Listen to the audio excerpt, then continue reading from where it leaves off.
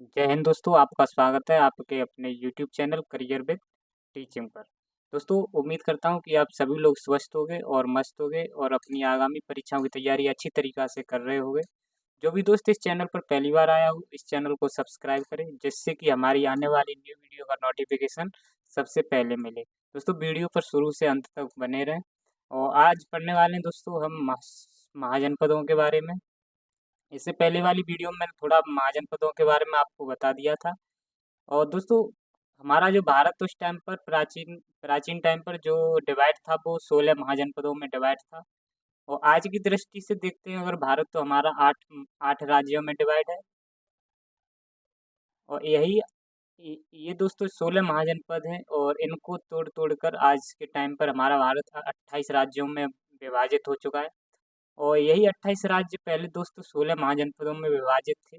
और सबसे पहले महाजनपद की जो बात करते हैं हम, पहला पहला महाजनपद था वो दोस्तों मगध था।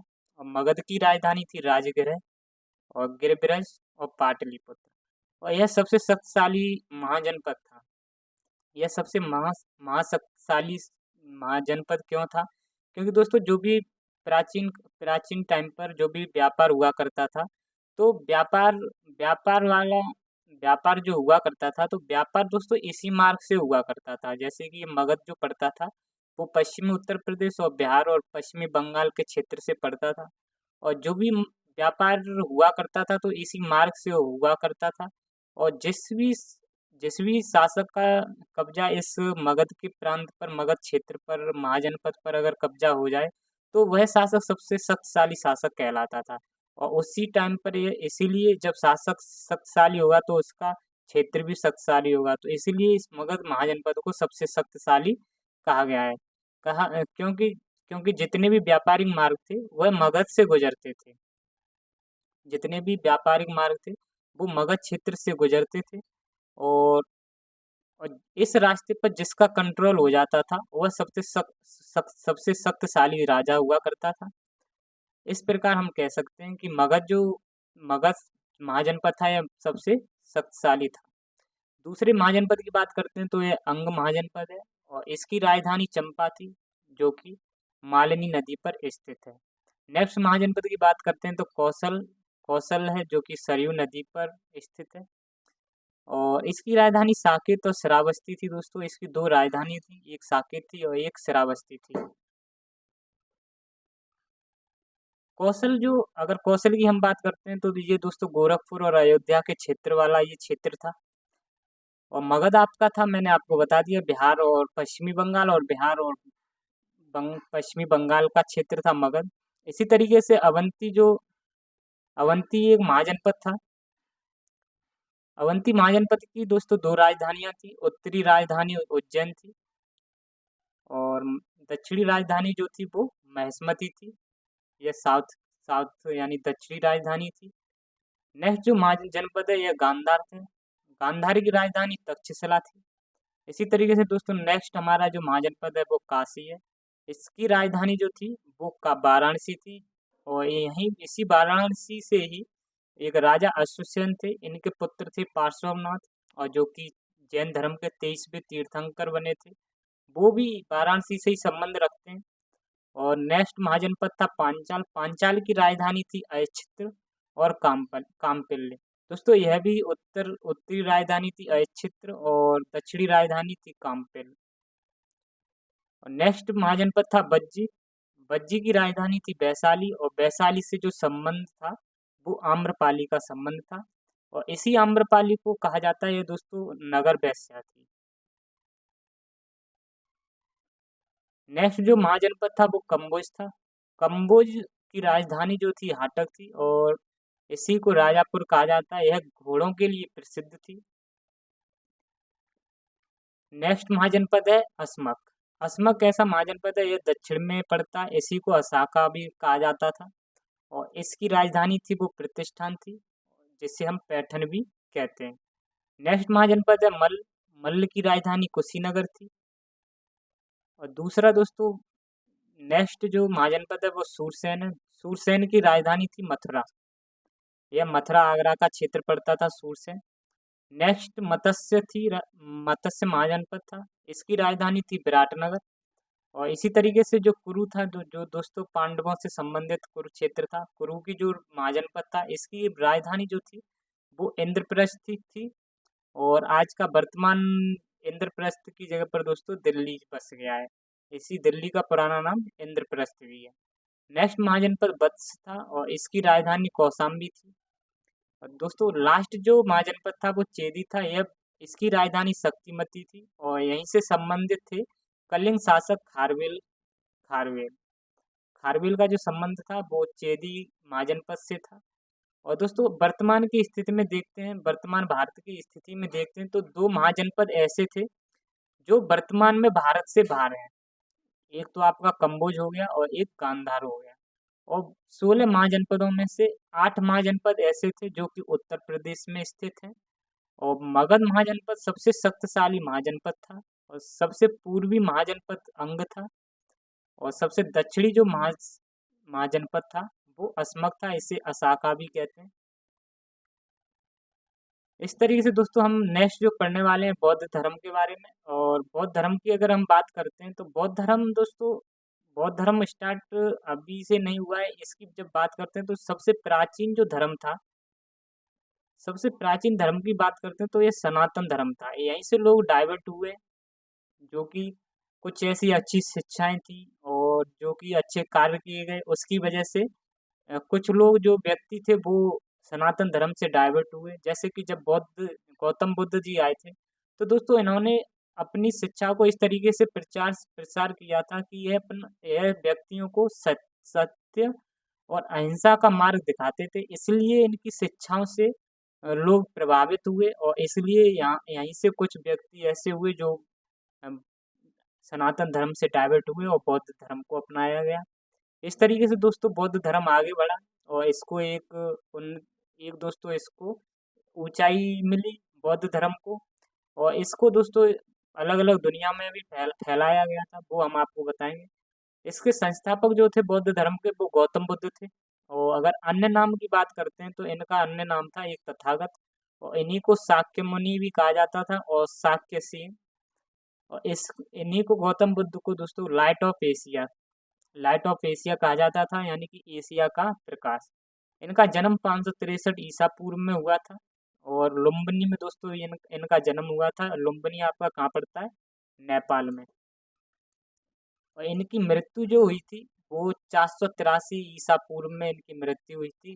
कुशीनगर में इनकी मृत्यु हुई थी, जो कि बिहार में है। अगर दोस्तों वर्तमान में उस टाइम की बात करते हैं तो कुशीनगर बिहार में पड़ता था। अगर वर्तमान की स्थिति में देखते हैं तो बिहार उत्तर प्रदेश में स्थित है। नेक्स्ट बात करते हैं, इनका बचपन का जो नाम था वो सिद्धार्थ था। इनके पिताजी का जो नाम था वो शुद्धोदन था, जो कि शाक्य वंश से संबंधित संबंध रखते थे। इनकी माता का नाम महामाया था और महामाया को ही माया देवी कहा जाता था, जो कि कौली वंश की कौली वंश से संबंधित रखती थी। और दोस्तों गौतम बुद्ध का जो जन्म हुआ था वो आम्र आम्र वन में इनका जन्म हुआ था। और बचपन का इनका नाम था सिद्धार्थ।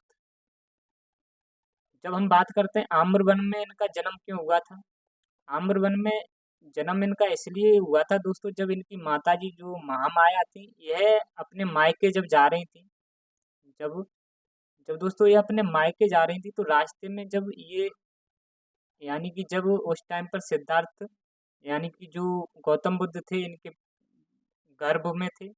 और ये मायके जाते टाइम पर एक जंगल आमों का वन था और वहां पर जब पहुंचती है तो इनको एक प्रसव पीड़ा होती है।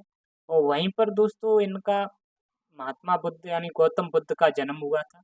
इसलिए इनको कहा जाता है कि आम्र वन में इनका जन्म हुआ था। जब इनका जन्म हुआ तो सिद्धार्थ के जन्म के ही 7वें दिन दोस्तों इनकी माता का देहांत हो जाता है। और जब इनकी माताजी का देहांत हो जाता है तो इनके पिताजी को लगता है कि अब सिद्धार्थ का पालन पोषण कौन करेगा। तो पालन पोषण करने की वजह से दोस्तों यह दूसरी शादी करते हैं इनके पिताजी, जिनका नाम सिद्धोधन है। और वह दोस्तों इनकी इनकी पत्नी जो थी उन्हीं की बहन से शादी करते हैं। और जो शादी की थी दोस्तों वो सिद्धार्थ के पालन पोषण के लिए की थी। तो पालन पोषण जो किया था इनकी मौसी, यानी कि दोस्तों जो इनकी माताजी थी सिद्धार्थ जी की, उनकी बहन थी जो, उनका नाम था प्रजापति गौतमी। और प्रजापति गौतमी से ही दोस्तों फिर शुद्धोधन ने शादी की थी।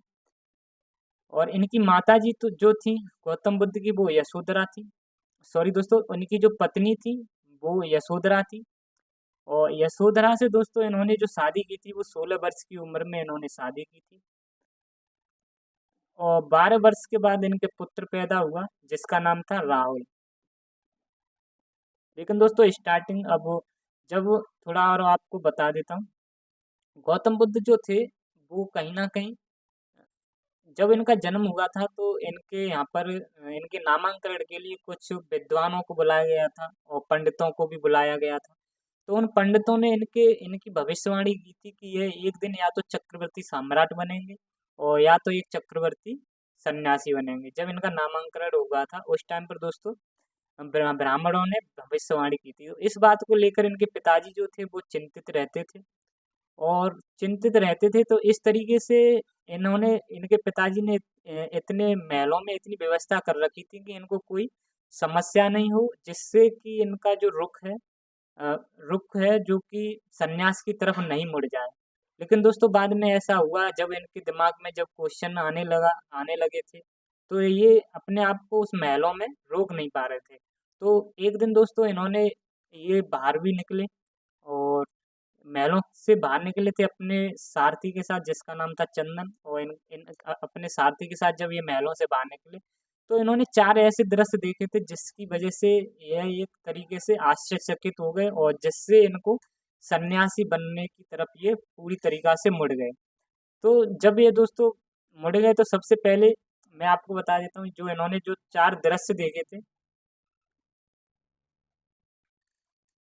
एक पॉइंट ये और है दोस्तों कि 29 वर्ष की उम्र में इन्होंने घर छोड़ दिया था। और घर छोड़ने की इस प्रोसेस को, इस क्रिया को ही महाविनिष्क्रमण का कहते हैं।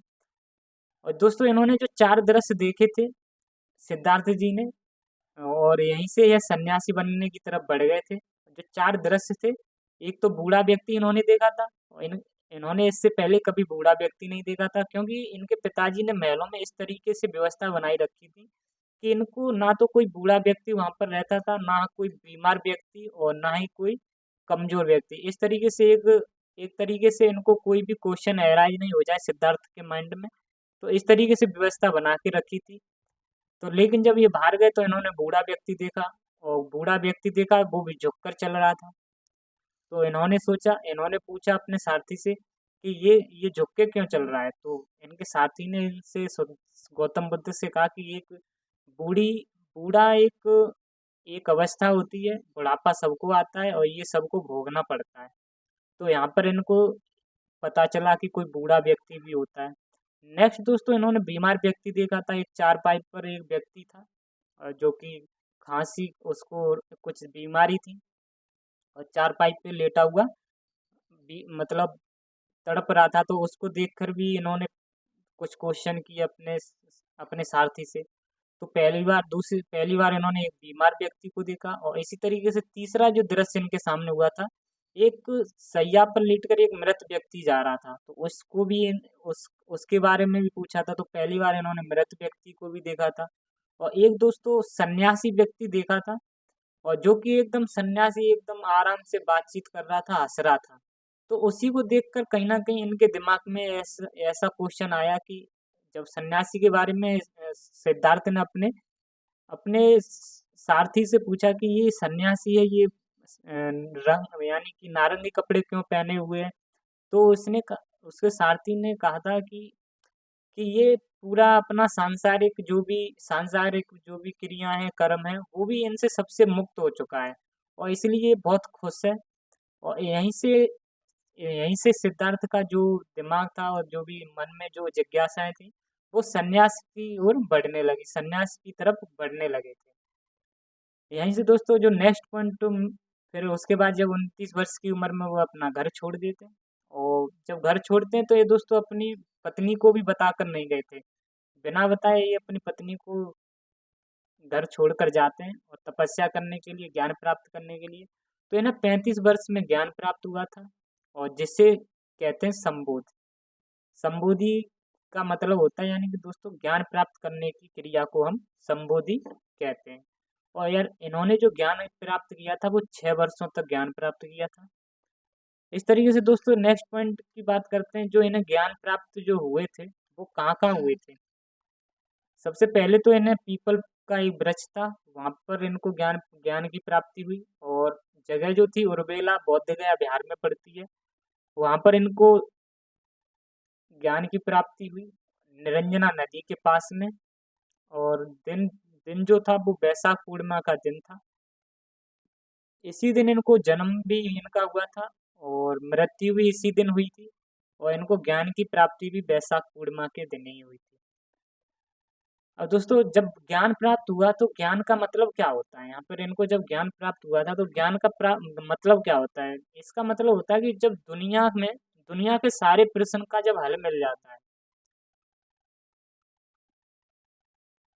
दुनिया के सारे प्रश्नों का जब हल मिल जाता है तो उसी को ज्ञान प्राप्त कहते हैं। यानी कि दुनिया के सारे प्रश्नों का मतलब यानी कि दुख का प्रश्न, दुख किस तरीके का होता है, सुख प्राप्त दुख, यानी कि सुख प्राप्त कैसे किया जा सकता है, दुख को कैसे खत्म किया जा सकता है, गुस्से क्रोध को कैसे शांत किया जा सकता है, भय चिंता, इस तरीके के क्वेश्चन जो होते हैं इनको किस तरीके से सॉल्व किया जा सकता है। और उसी के जब सारे क्वेश्चनों का जब एक उत्तर मिल जाता है, एक आंसर मिल जाता है, उसी को कहा जाता है ज्ञान प्राप्त हो जाना।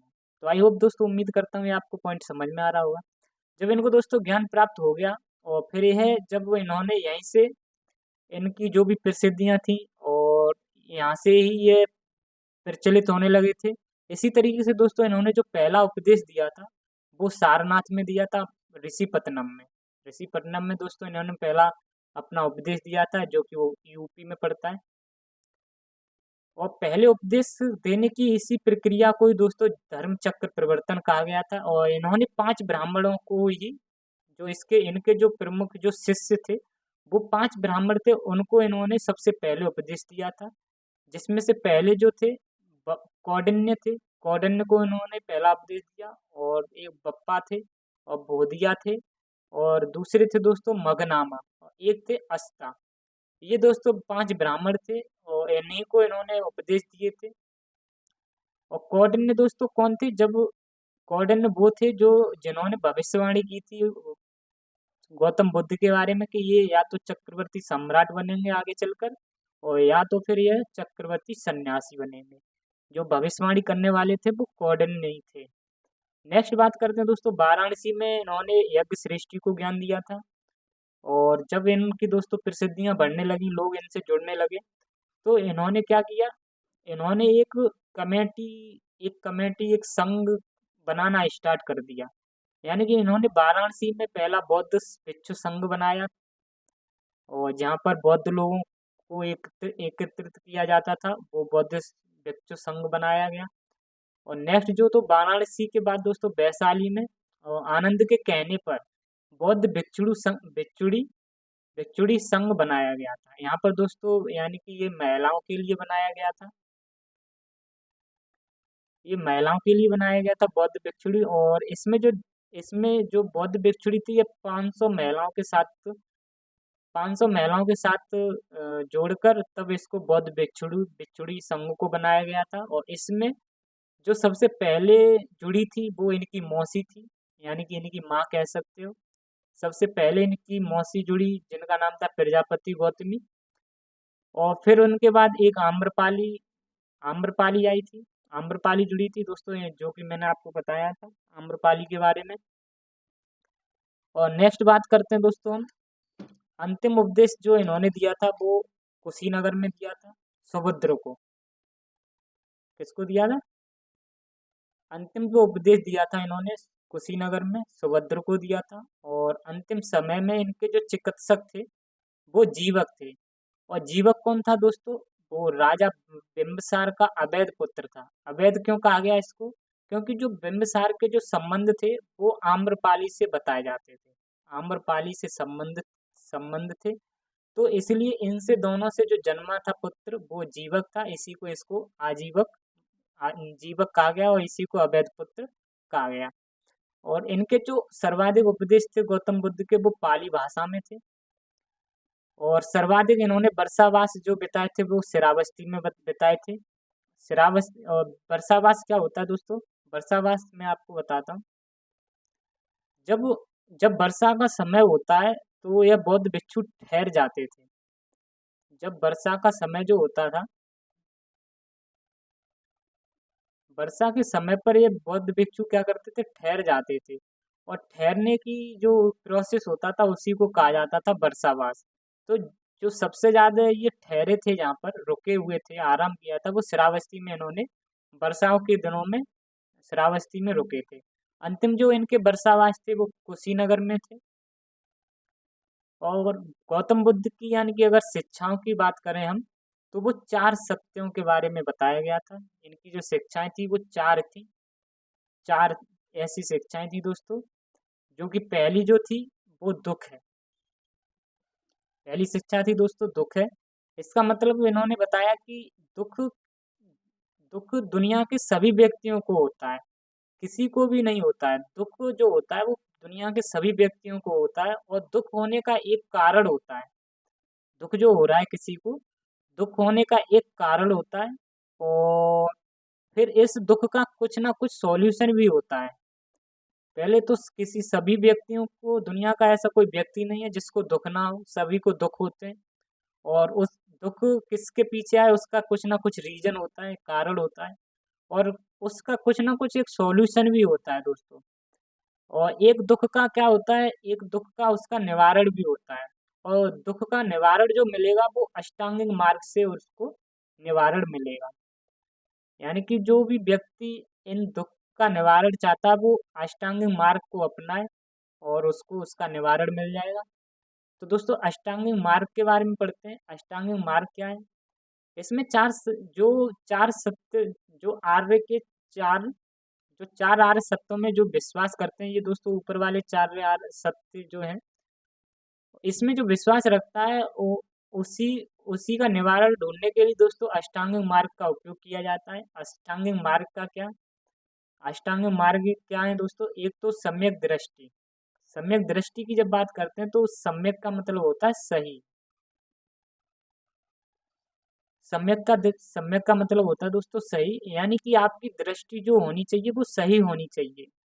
अब ये नहीं कि आपने देखा, यहाँ पर देख लिया आपने गलत और आप बोल रहे हो इसको सही, तो ये आपकी सम्यक दृष्टि नहीं है। अगर आपने जो देखा है तो वो सही देखो, उसको गलत मत बताओ किसी को। और आपकी दृष्टि सही होनी चाहिए। और जो भी आप संकल्प करते हो, जो भी आप संकल्प लेते हो, वो आपके संकल्प भी सही होने चाहिए।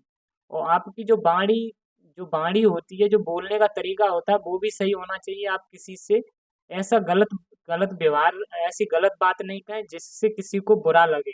इसलिए आपकी सम्यक वाणी होनी चाहिए। और जो काम करने के तरीके होने चाहिए वो भी आपके सही होने चाहिए, जिसे बोलते हैं सम्यक कर्म। और सम्यक आजीविका होनी चाहिए। आजीविका का मतलब आप समझ सकते हो कि आप जहाँ कहीं से भी अपना आजीविका को, यानी कि आजीविका को बनाए रखने के लिए, यानी कि जहाँ से आप धन को या रुपए को कमाते हो, पैसे को कमाते हो, वो आपके रुपए सही कमाने चाहिए। यानी किसी को अत्याचार करके या किसी से लूट कर या चोरी कर कर रुपए नहीं लाने चाहिए। यानी कि जो आपकी आजीविका होनी चाहिए वो आपकी सही होनी चाहिए, एक मेहनत की होनी चाहिए। सम्यक व्यायाम करना चाहिए, यानी कि एक्सरसाइज हेल्थ आपको एक्सरसाइज सही करनी चाहिए। और सम्यक स्मृति, अगर ये आप सभी काम करोगे तो आपकी स्मृति भी दोस्तों सही रहेगी। और सम्यक समाधि, यानी कि समाधि भी, यानी मोक्ष को भी प्राप्ति आपको, एक तरीका से ये सब काम करने से तो मोक्ष की प्राप्ति भी आपको सही से मिलेगी। तो सम्यक समाधि हो गया। और दोस्तों इनके जो प्रतीक चिन्ह थे, इनसे जो संबंधित चिन्ह थे, वो एक था इनके जन्म के टाइम पर, जन्म को जो शो किया जाता है वो कमल और सांड से शो किया जाता है। क्योंकि दोस्तों जब ये अपनी माँ के, महामाया के जब गर्भ में थे, तो इनकी माता जी को सपने में एक खिलता हुआ कमल और एक सफेद हाथी इनको साथ में दिखा था, जो कि इनके गर्भ में इनको दिख रहा था। तो इसलिए कमल को दोस्तों जन्म से माना गया है। और जब इन्होंने गृह त्यागा था तो उसको शो किया जाता है घोड़ा से। और गर्भ में दोस्तों इन्होंने हाथी, गर्भ जो गर्भ में जब थे उसको हाथी से भी शो किया जाता है, आपको मैंने बता दिया। और ज्ञान को जो शो किया जाता है वो पीपल से। और मृत्यु को इनके जो चिन्ह, प्रतीक चिन्ह से शो किया जाता है वो पद चिन्हों से शो किया जाता है। और बौद्ध धर्म में दोस्तों 10 शील थे। कितने शील थे? 10 शील थे। 10 शील का मतलब होता है शिक्षाएं। शील का जो मतलब होता है दोस्तों शिक्षाएं। जो शिक्षाएं थी वो 10 थी बौद्ध धर्म की। अब हम बौद्ध साहित्य के बारे में पढ़ेंगे। बौद्ध साहित्य क्या क्या थे? बौद्ध साहित्य को त्रिपिटक में बताया गया है। त्रिपिटक मतलब होता है 3 पिटारों में बताया गया है बौद्ध साहित्य को। जितना भी बौद्ध साहित्य है वो 3, उसकी 3 पिटक हैं, 3 किताबें ऐसी हैं उनमें बताया गया है। एक तो विनय पिटक है जो कि दोस्तों उपाली शिष्य के द्वारा लिखी गई थी। उपाली शिष्य ने जो भी बौद्ध संघ के नियम थे और बौद्ध के जो भी कानून नियम थे, जो भी किस तरीके से नियम को फॉलो करना है, क्या क्या करना है, वो सब दोस्तों इन्होंने विनय पिटक में लिख दिया है। बौद्ध संघ के जो भी नियम थे और रहने का, खाने का, हर तरीके की जो चीजें थी वो सब विनय पिटक में बताई गई हैं। और नेक्स्ट दूसरा है वो सुत्त पिटक है। यह आनंद शिष्य ने, आनंद जो शिष्य थे दोस्तों उन्होंने लिखा सुत्त पिटक। और इन इन लोगों ने बहुत ध्यान से गौतम बुद्ध की शिक्षाओं को सुना था, ज्ञान लिया था और उसी को इन सुत्त पिटकों में लिख दिया है। बात करते हैं दोस्तों गौतम बुद्ध के जो उपदेश थे उनको सुत्त पिटक में लिखा गया है। और नेक्स्ट तीसरा जो है अभिधम्म पिटक। अभिधम्म पिटक है मोगली शिष्य का। मोगली जो शिष्य थे इनके, वो अभिधम्म पिटक लिखा है जिन्होंने। और सुत्त पिटक जो था, सुत्त पिटक में गाय को अन्नदा भी कहा गया है। और दोस्तों वन्नदा, जो सुत्त पिटक है उसमें गाय को अन्नदा भी कहा गया है और वन्नदा भी कहा गया है। और एक दोस्तों आपका है सुखदा। सुखदा, ये तीनों तीनों चीज कही गई है गाय को सुत्त पिटक में, जो कि आनंद शिष्य थे गौतम बुद्ध के, उनके द्वारा लिखा गया है सुत्त पिटक। नेक्स्ट बात करते हैं दोस्तों जो सुत्त पिटक है इसको 5 भागों में बांटा गया है। 5 भाग कौन कौन से? एक तो खुंदक निकाय। और खुंदक निकाय में जातक कथाएं के बारे में वर्णन किया गया है जिसकी संख्या 549 है। और इसमें बुद्ध के जन्म से पूर्व की कथाएं हैं, यानी कि जब दोस्तों बुद्ध जी का जन्म नहीं हुआ था उससे पहले की जो भी कथाओं का वर्णन किया गया है उसमें उन्हीं को हम कहते हैं जातक कथाएं। यानी कि जब गौतम बुद्ध का जन्म नहीं हुआ था तो उससे पहले जो ऐतिहासिक जो भी कथाएं थी, जो भी घटनाएं थी, उनको जातक कथाओं में बताया गया है। और इसका वर्णन खुंदक निकाय में किया गया है जो कि सुत्त पिटक का भाग है। एक अंगोत्तर निकाय है, एक दीर्घ निकाय, एक मंजम निकाय, एक संयुक्त निकाय। इस तरीके से 5 सुत्त पिटक के दोस्तों भाग हो गई है। और हम पढ़ते हैं त्रिरत्न के बारे में दोस्तों। बौद्ध धर्म के जो त्रिरत्न कौन कौन से? एक तो बौद्ध है, एक धम्म है, एक संघ है। अगर हम बौद्ध का मतलब समझते हैं तो बौद्ध का मतलब दोस्तों ज्ञान से संबंधित है। और धम्म का मतलब होता है शिक्षा से संबंधित। और संघ का मतलब होता है दोस्तों एक समिति, यानी कि जहाँ पर लोग, जब बौद्ध धर्म के जो लोग इकट्ठे लोग रहते थे, यानी उसी से संबंधित है।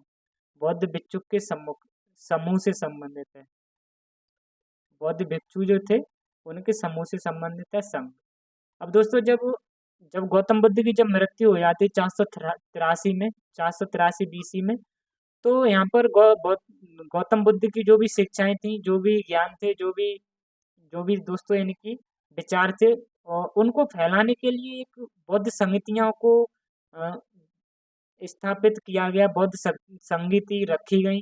तो जो जो पहली संगति रखी गई, बौद्ध संगति, वो 483 में रखी गई थी। और 483 बीसी में जब गौतम बुद्ध जी की मृत्यु हुई थी तो पहली जो संगति हुई थी वो राजगृह में हुई थी। और इस टाइम पर जो शासक थे वो अजात शत्रु थे। और इस टाइम पर जो अध्यक्ष बनाए गए वो महाकश्यप बनाए गए थे। यह दोस्तों हीनयान हीनयान एक शाखा होती है बुद्ध बौद्ध की, उससे संबंधित थे। और इसी तरीका जो दूसरी दूसरी जो बौद्ध संगति रखी गई वो 383 में रखी गई थी। इसका स्थान है वैशाली में। और इस टाइम पर जो शासक थे वो कालाशोक थे। अध्यक्ष बनाए गए थे सावक मीर।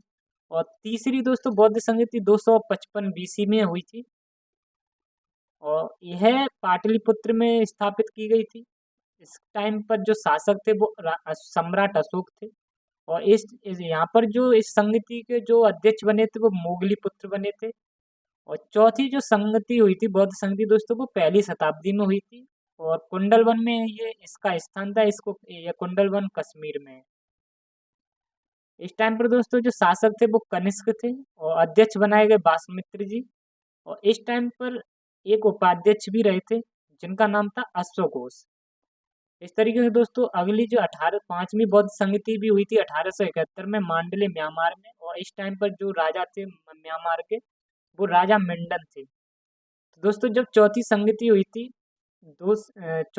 हुई थी पहली शताब्दी में, उस टाइम पर दोस्तों कुंडलवन कश्मीर में हुई थी। और कनिष्क उस टाइम पर शासक थे और जो अध्यक्ष थे वसुमित्र जी थे। तो चौथी संगति की बात बाद से दोस्तों बौद्ध जो धर्म था वो दो भागों में डिवाइड हो गया था। पहली जो शाखा थी दो शाखाओं में डिवाइड हो गया था। पहली जो शाखा थी, सबसे पुरानी जो शाखा थी, वो दोस्तों हीनयान थी। पहली जो शाखा थी वो हीनयान थी। और जो कि इसके अध्यक्ष मैंने आपको बता दिए थे 483 बीसी में इसके अध्यक्ष जो थे वो महाकश्यप। तो ये आप जानते ही हो कि हीनयान ये बौद्ध धर्म की पहली शाखा थी, सबसे पुरानी शाखा थी।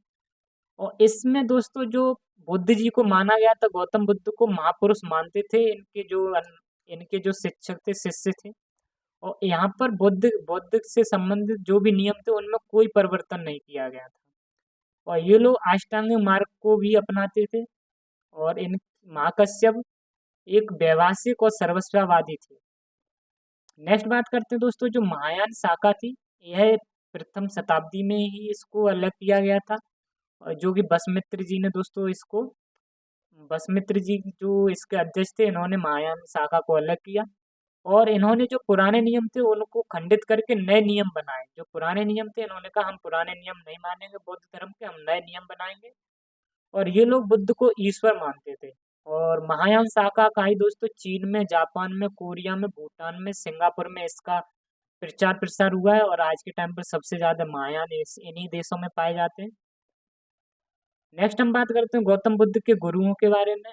पहले जो गुरु जो थे आलार कलाम थे, जिनसे सांख्य दर्शन के बारे में गौतम बुद्ध ने सीखा था, जानकर ज्ञान लिया था।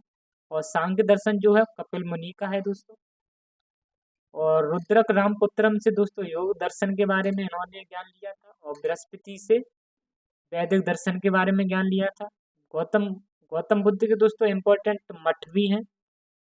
मठ की बात करते हैं, जो लद्दाख में पहला मठ है वो इसको लद्दाख में जो इस मठ है दोस्तों, इसको हेमिस बोलते हैं। और ठीक से दो इम्पोर्टेंट है, हेमिस और ठीक से दो इम्पोर्टेंट इनके मठ हैं। और सिक्किम में रूमटेक मठ और लिंगडम मठ दो इम्पोर्टेंट हैं। और हिमाचल प्रदेश में दोस्तों तांबो और ससुर और मैक्लोडगंज, जो कि धर्मशाला में हिमाचल प्रदेश में पड़ता है। और एक की गोम्पा और एक नाको मठ, ये वेरी वेरी इंपॉर्टेंट है। ये दोस्तों हिमाचल प्रदेश में मैक्लोडगंज में ही दोस्तों तिब्बत से दलाई लामा आए थे।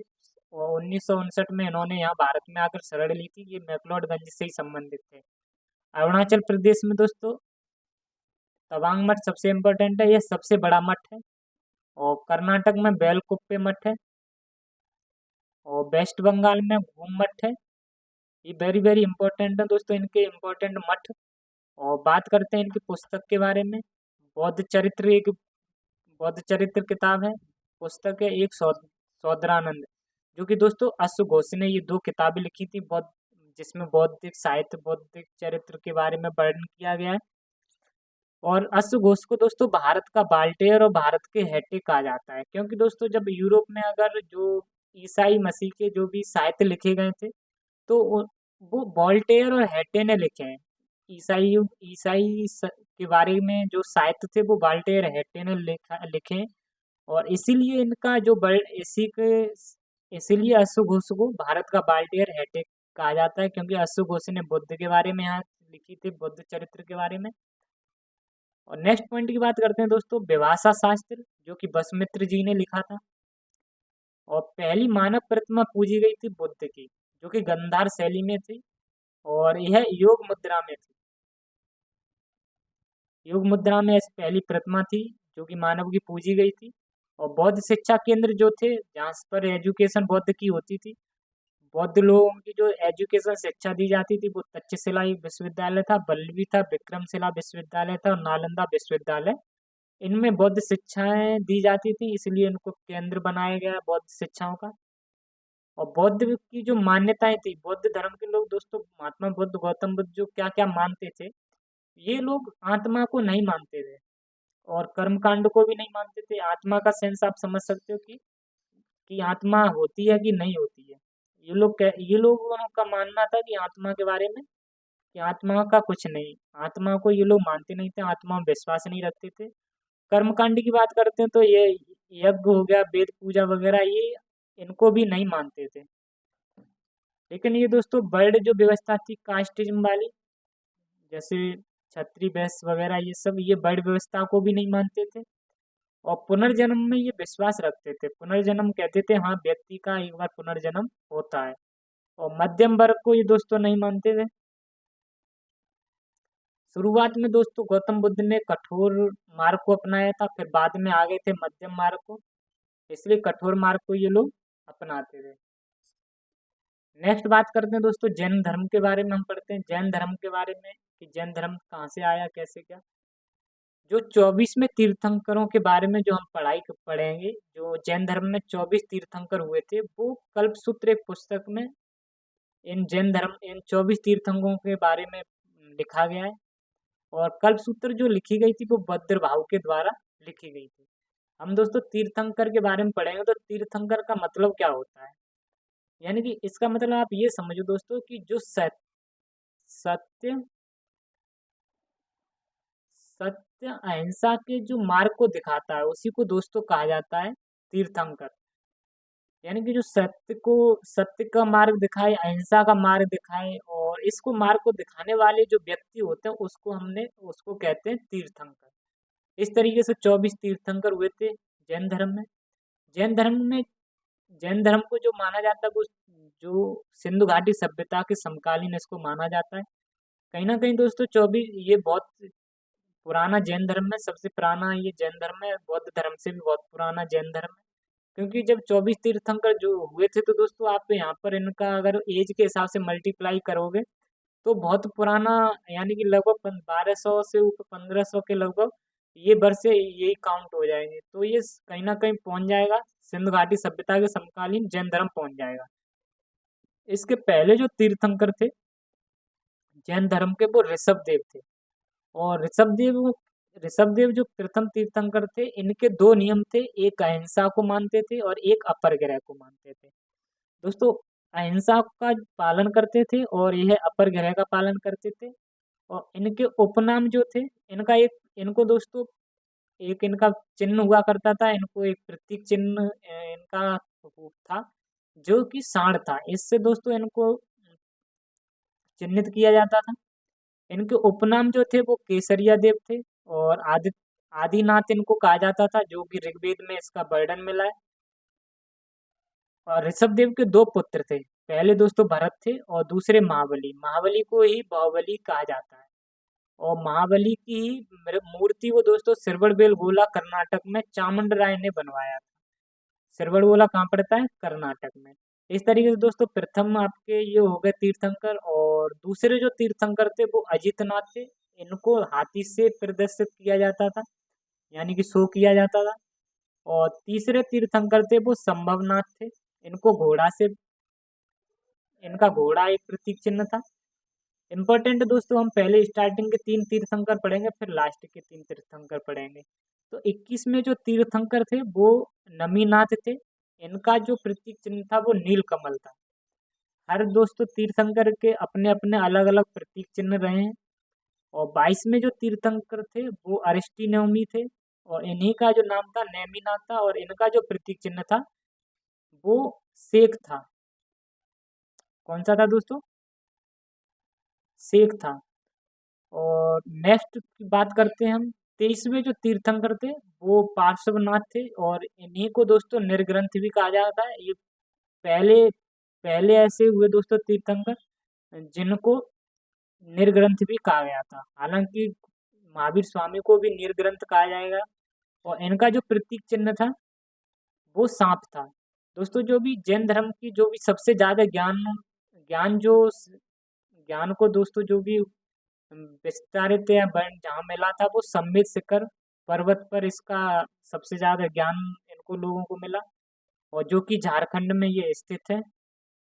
सबसे ज्यादा ये जैन धर्म के ज्ञान की बात करते हैं तो वो सम्मित शिखर पर्वत से संबंधित है, झारखंड में। दोस्तों जैन धर्म की 4 शिक्षाएं थी। एक तो सत्य थी, एक अहिंसा, और एक अस्तेय, और एक अपरिग्रह। अस्तेय का मतलब होता है दोस्तों चोरी ना करना, और अपरिग्रह का मतलब होता है धन संचय न करना। इनका मतलब इनका कहना था कि दोस्तों अगर कोई भी व्यक्ति पैसा को इकट्ठा करता है, बाद में ये पैसा ही उसके दुख का कारण बनता है। यानी कि आप साहित्य सत्य के मार्ग पर चलो, और अहिंसा के मार्ग पर चलो, और अस्तेय के मार्ग पर चलो, और अपरिग्रह के मार्ग पर चलो। ये चारों चीज के मार्ग पर जो चलता था उसी को दोस्तों कहा जाता था निर्ग्रंथ। और अगर जो भी अगर आप दूसरे शब्द में कह सकते हो, यानी कि जो सत्य यानी कि जो असत्य बोलता है उससे दूर रहो, और जो हिंसा कर रहा है उससे भी दूर रहो, और चोरी कर रहा है उससे भी दूर रहो, और जो धन संचय कर रहा है, धन इकट्ठा कर रहा है उससे भी दूर रहो। तो इस तरीके से इन चीजों से आप दूर रहना चाहिए सबको भी। इन जो इन चीजों से दूर रहता है उसको हम निर्ग्रंथ कहते हैं। ये इन चीजों से दूर रहे और इन चीज ये 4 शिक्षाओं को अपनाए। तो दोस्तों नेक्स्ट पॉइंट की बात करते हैं। 24 में जो तीर्थंकर थे वो महावीर महावीर स्वामी थे, और महावीर स्वामी को ही दोस्तों वास्तु संस्थापक कहा गया था। और इन्होंने ही 5वीं शिक्षा को जोड़ा था, एक ब्रह्मचर्य। यानी कि आप शिक्षा स्टूडेंट लाइफ तक दोस्तों आप कोई भी शारीरिक संबंध, बहुत फिजिकली दोस्तों जो भी क्रियाएं उनसे दूर रहना चाहिए। जो भी शारीरिक क्रियाएं उनसे दूर रहे, ब्रह्मचर्य को फॉलो करें। और दोस्तों इनका जो प्रतीक चिन्ह था वो शेर था।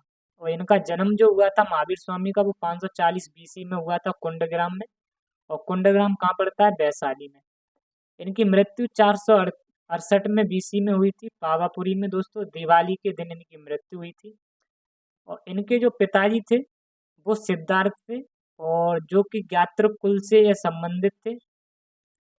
ज्ञात्र इनका कुल जो था दोस्तों वो ज्ञात्र कुल था, और संबंधित थे इक्ष्वाकु वंश से। इनके पिता जो सिद्धार्थ थे वो इक्ष्वाकु वंश से संबंधित थे। और यही वंश दोस्तों भगवान श्री राम का भी था।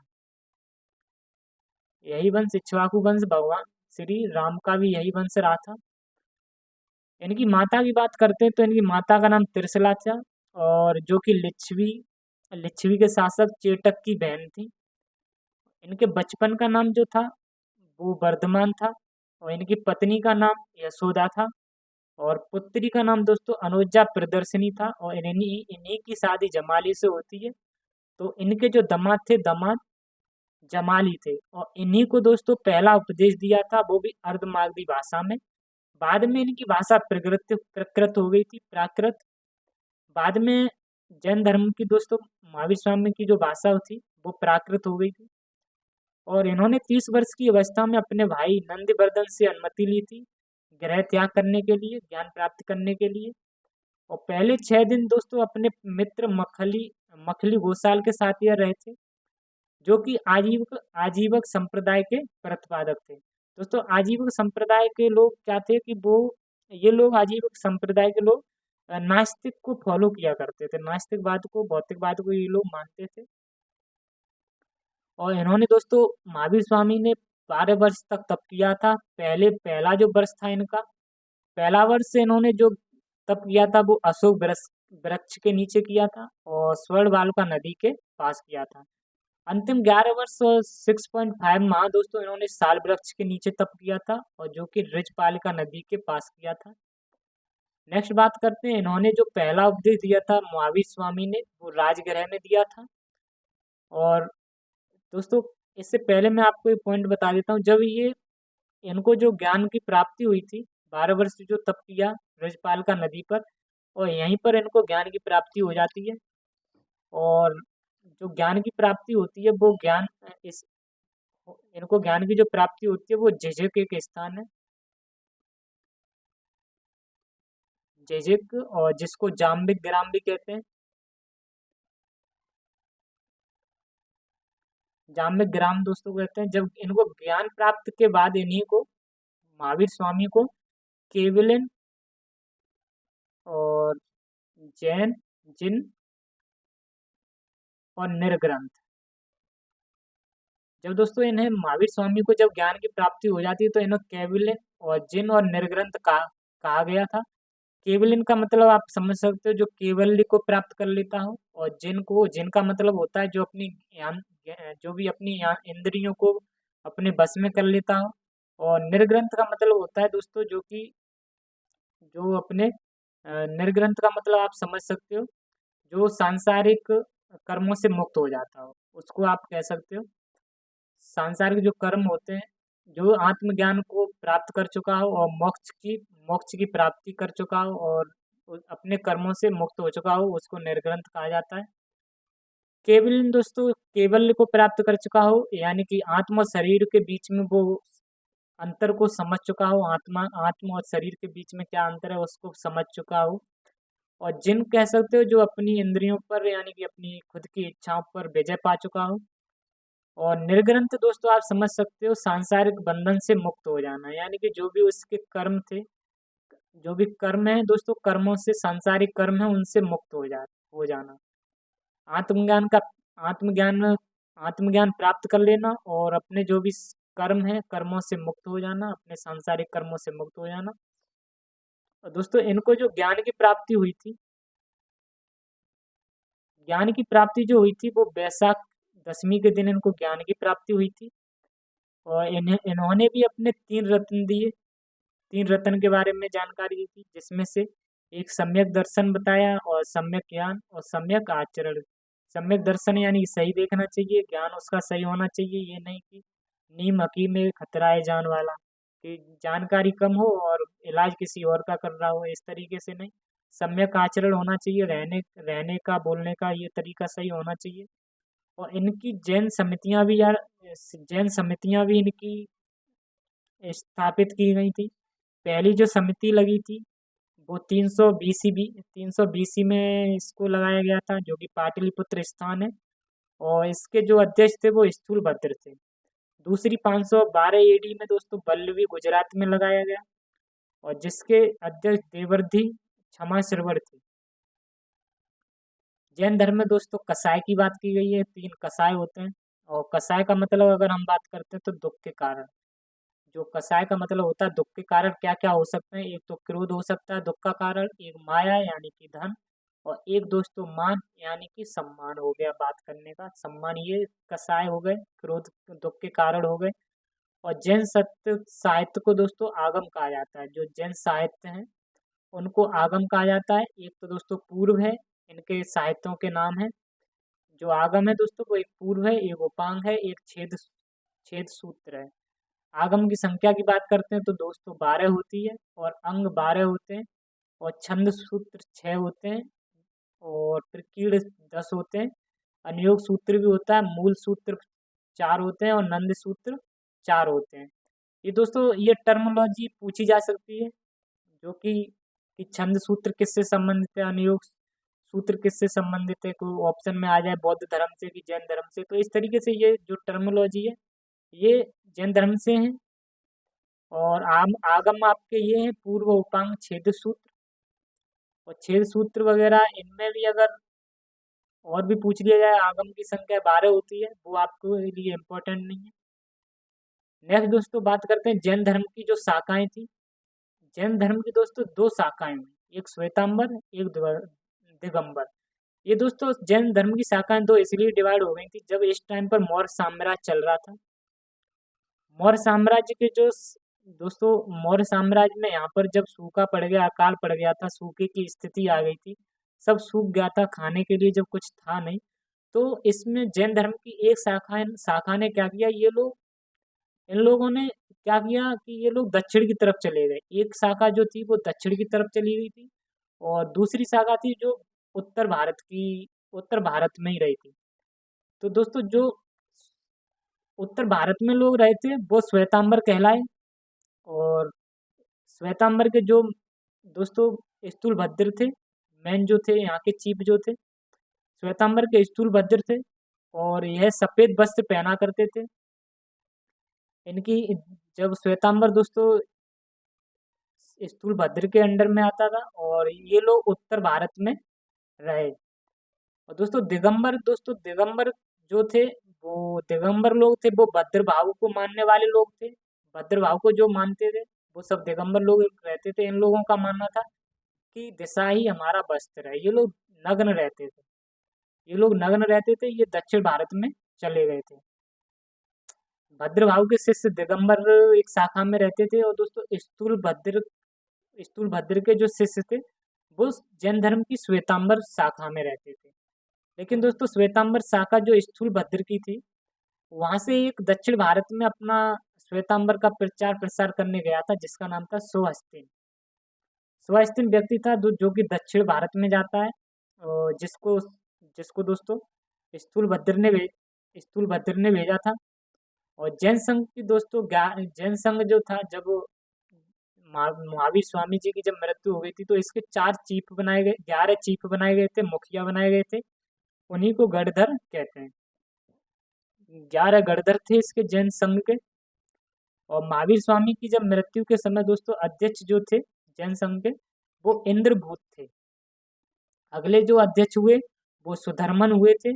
और जैन भिक्षुणी संघ की जो अध्यक्ष थी दोस्तों वो चंदना थी। जैन भिक्षुणी संघ की जो अध्यक्ष थी वो चंदना थी। इसी तरीके से जैन सिद्धांत के बारे में अगर हम जानेंगे, जैन सिद्धांत का ज्ञान मीमांसा में वर्णन किया गया है।